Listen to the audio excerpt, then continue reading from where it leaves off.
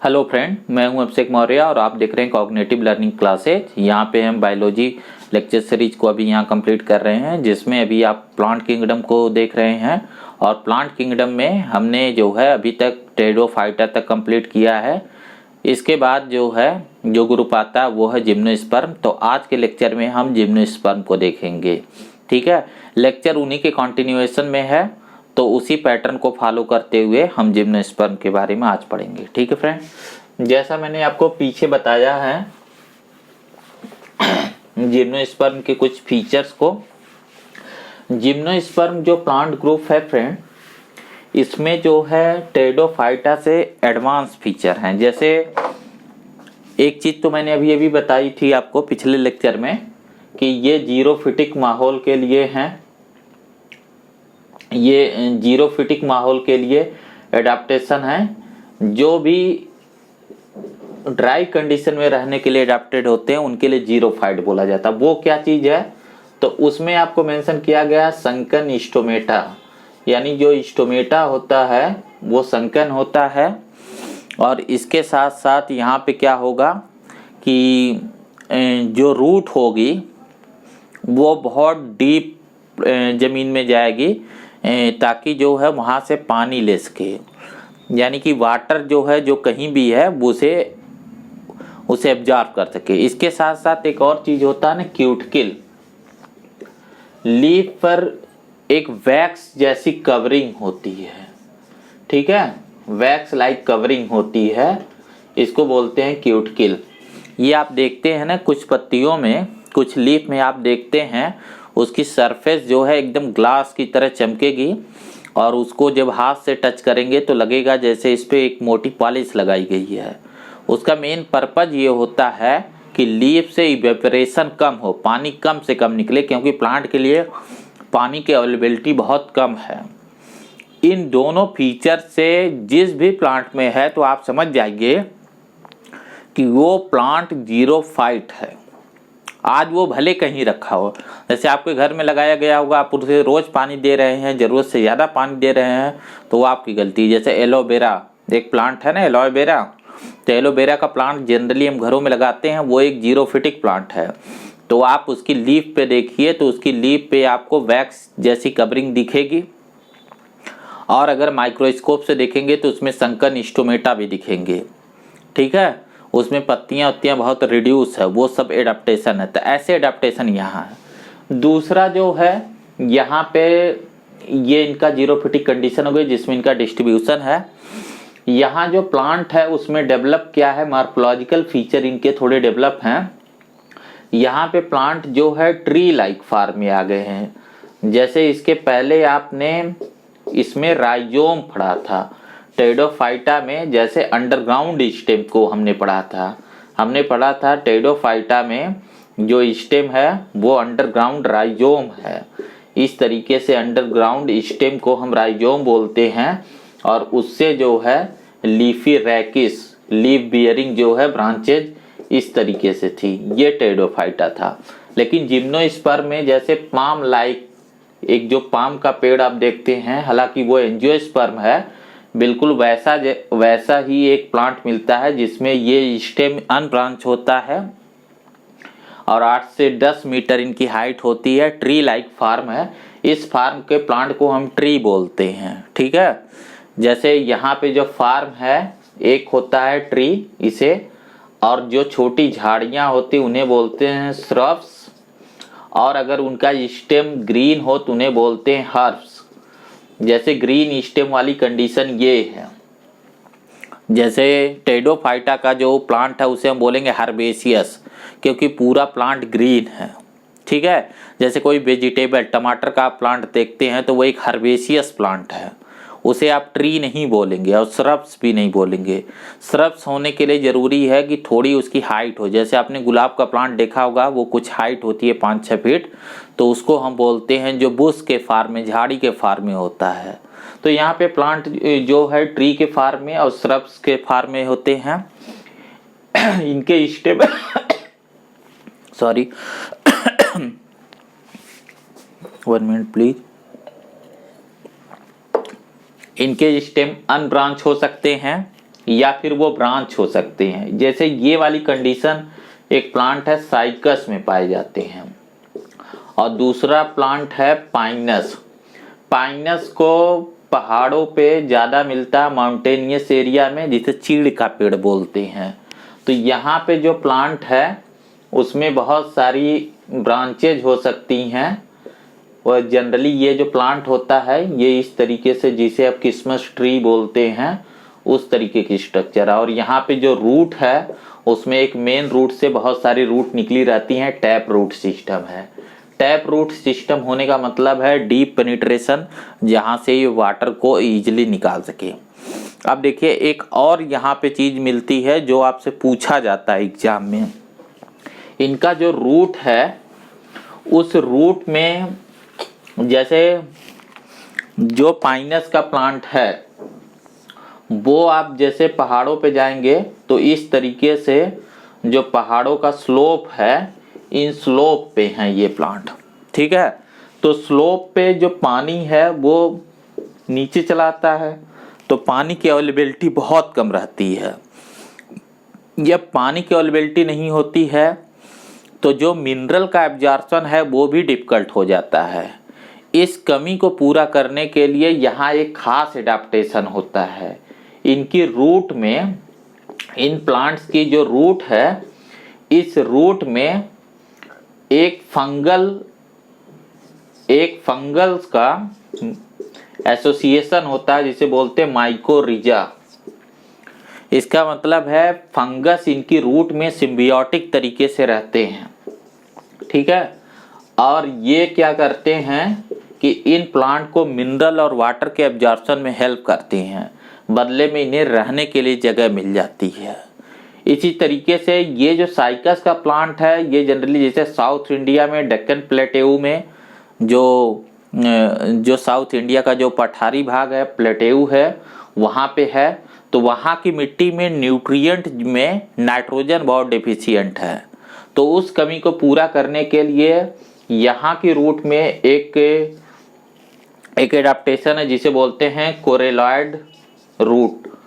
इसमें क्या होता है कि नाइट्रोजन फिक्सेसिंग, जैसे आपने पढ़ा होगा ना कि जितने पल्स वाले प्लांट हैं, दालों वाले प्लांट है, उसमें लेग्यूम वाले प्लांट है, उसमें जो है बैक्टीरिया का सिम्बियोटिक एसोसिएशन होता है, ऐसे ही इनकी रूट में होता है जिससे ये नाइट्रोजन फिक्सेशन करते हैं। इन्हें बोलते हैं कोरेलॉइड रूट।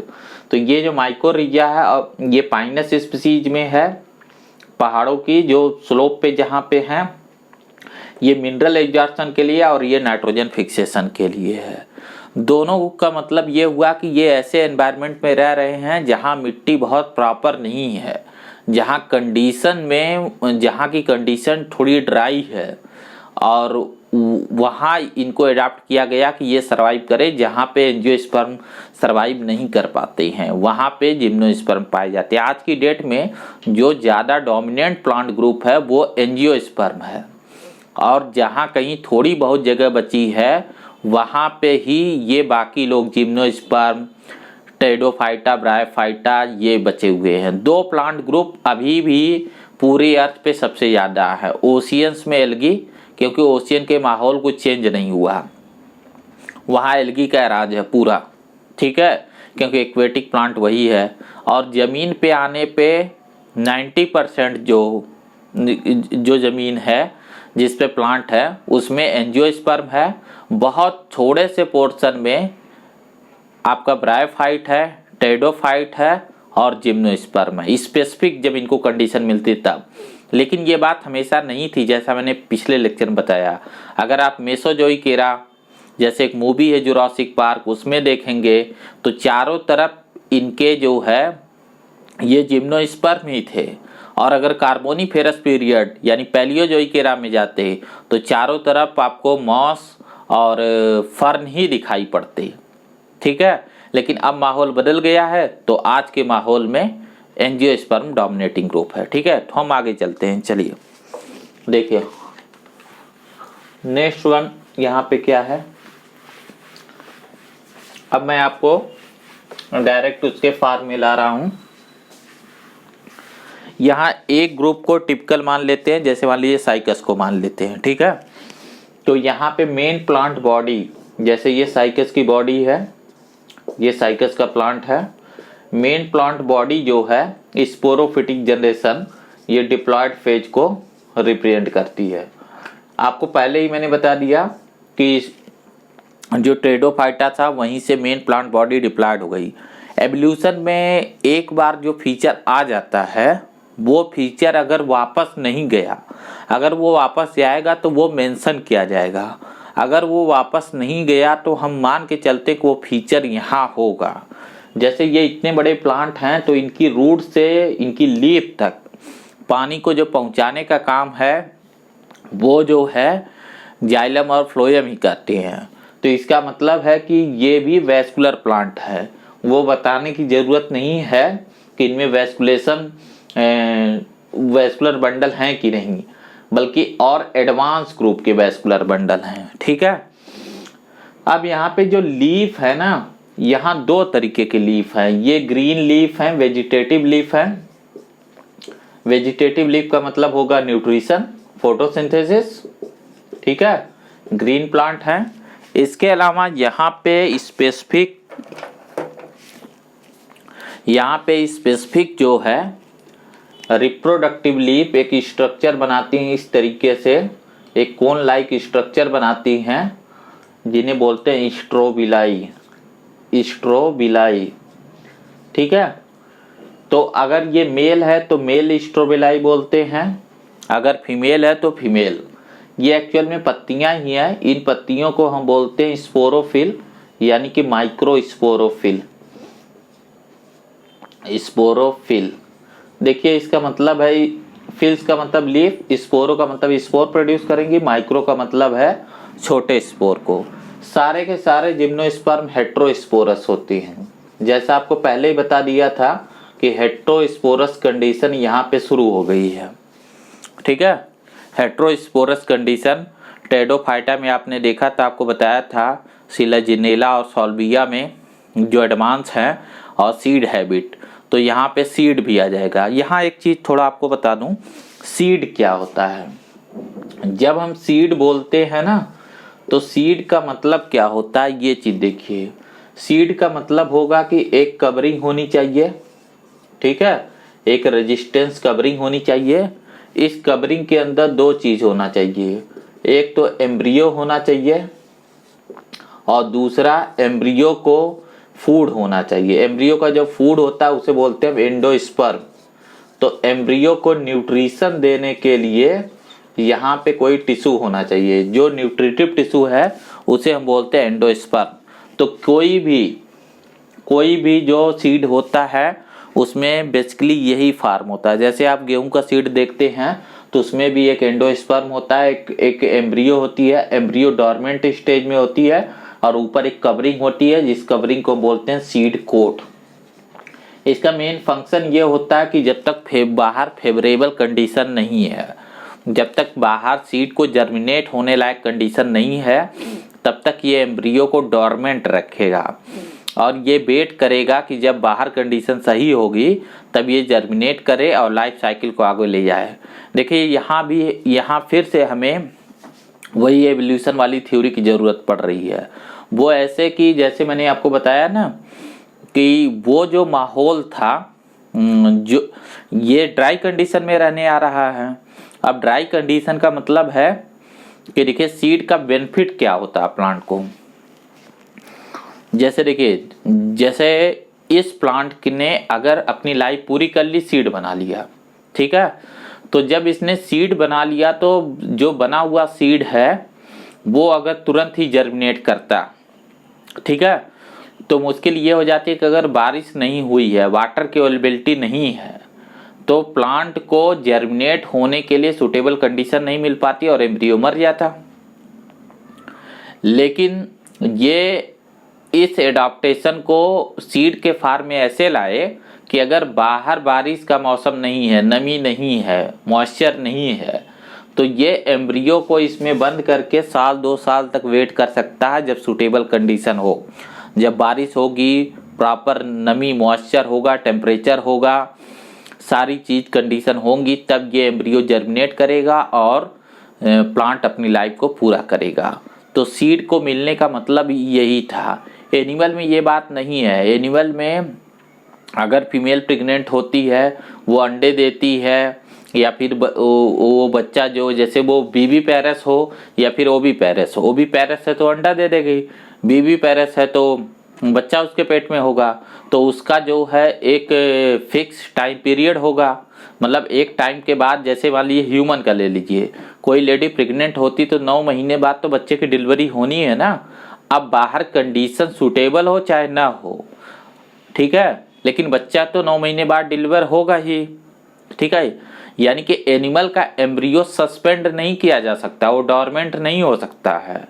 ऐसे ही अंडा, जैसे मुर्गी ने अंडा दे दिया तो 21 दिन बाद चूजे निकलेंगे। अब बाहर माहौल चाहे जो हो, चूजा निकलते ही बाहर जो है 2 जैकल हो, भेड़िए हो और चूजे को खा जाए, वो बात अलग है नहीं, यानी बाहर माहौल खराब हो या बाहर बहुत सूखे का मौसम हो, लेकिन जब उसने अंडा दे दिया तो जब वो अंडा दे दिया तो अंडे में एम्ब्रियोनिक डेवलपमेंट पूरा हो जाएगा एक टाइम पे। बट प्लांट ने इसमें जो है एक एडवांटेज रखी है। प्लांट ने क्या कर रखा है कि प्लांट और एनिमल में एक बेसिक फर्क क्या है कि एनिमल मूव कर सकता है, एनिमल एक जगह से दूसरी जगह मूव कर सकता है, प्लांट नहीं कर सकता। तो प्लांट अगर वहाँ माहौल खराब है तो उसे वहीं रहना पड़ेगा, उस खराब माहौल में अपनी लाइफ साइकिल को पूरा करना पड़ेगा। तो एवोल्यूशन ने उसका रास्ता बताया कि तुम्हारी एम्ब्रियो हम सस्पेंड कर देंगे, कब तक, जब तक कि फेवरेबल कंडीशन ना आए। तो वो एंडोस्पर्म से न्यूट्रिशन लेता रहेगा जब तक कि फिर से सूटेबल कंडीशन ना आए। जब फिर से सूटेबल कंडीशन आएगी तो एम्ब्रियो जर्मिनेट करेगा, प्लांट अपने लाइफ साइकिल को पूरा करेगा। ये बातें ही पहली बार जिम्नोस्पर्म में आई। सीड की हैबिट थी किसमें, टेरिडोफाइट में, अभी मैं उनको बताऊंगा, लेकिन कंप्लीट सीड नहीं आया था। जो कंप्लीट सीड पहली बार आया वो आया जिम्नोस्पर्म से। ये बात प्लांट को बहुत फायदे की रही। एवोल्यूशन पॉइंट ऑफ व्यू से यहाँ से प्लांट का सर्वाइवल बहुत बढ़ गया। अब वो सीजन पे, मौसम पे उतना डिपेंडेंट नहीं था जितना कि डिपेंडेंट ब्रायोफाइटा और टेरिडोफाइटा, क्योंकि उन्हें रनिंग वाटर से लिए बिल्कुल मजबूर है। अगर वहाँ बार बार बारिश नहीं होती रही, बार बार उन्हें रनिंग वाटर नहीं मिला तो वो सरवाइव नहीं कर पाएंगे। इसीलिए आज की डेट में जो ब्रायोफाइटा, टेरिडोफाइटा सिर्फ उन्हीं जगहों पे हैं जहाँ पे मार्सी लैंड, जहाँ पे डैम सॉइल कंडीशन है। जैसे जियोग्राफिकली आपको मैं बताऊं, न्यूजीलैंड एक कंट्री है जहाँ पे बड़े बड़े दलदल हैं, तो वहाँ पे सबसे अधिक ब्रायोफाइटा, टेरिडोफाइटा की स्पीसीज आज भी है। स्कॉटलैंड एक कंट्री है, आयरलैंड है, ठीक है, इन जगहों पे ज़्यादा हैं, ठीक है। लेकिन अब सहारा का जो डेजर्ट है वहाँ कोई नहीं हो सकता। वहाँ जो है, चाहे इंडिया ही आप ले लो, तो इंडिया में जो हिमालयन माउंटेन का रीजन है जहाँ पे स्प्रिंग पेरिनियल है, लगातार बहता हुआ पानी है, उन पानी के स्रोतों के आसपास ब्रायोफाइटा और टेरिडोफाइटा मिलते हैं। बेसिकली लीवर बर्ड्स मिलता है, उसको हिमालयन लीवर बर्ड्स बोलते हैं, ठीक है। एक इंडियन साइंटिस्ट है, उनका बहुत सारा रिसर्च है हिमालयन लीवर बर्ड पे। अगर आप नेट पे सर्च करेंगे तो आपको मिलेगा, हिमालयन लीवर बर्ड्स आप टाइप करिए तो आपको बहुत सारी चीज़ें मिलेंगी वहाँ पे। तो फ्रेंड्स अभी हम आगे चलते हैं। यहाँ बेसिकली आपको समझाने की कोशिश किया सीड का इम्पोर्टेंस क्या है। अब मैं नेक्स्ट में ये जो सीड वाली वो टॉपिक है इसको इसमें इंक्लूड करूँगा।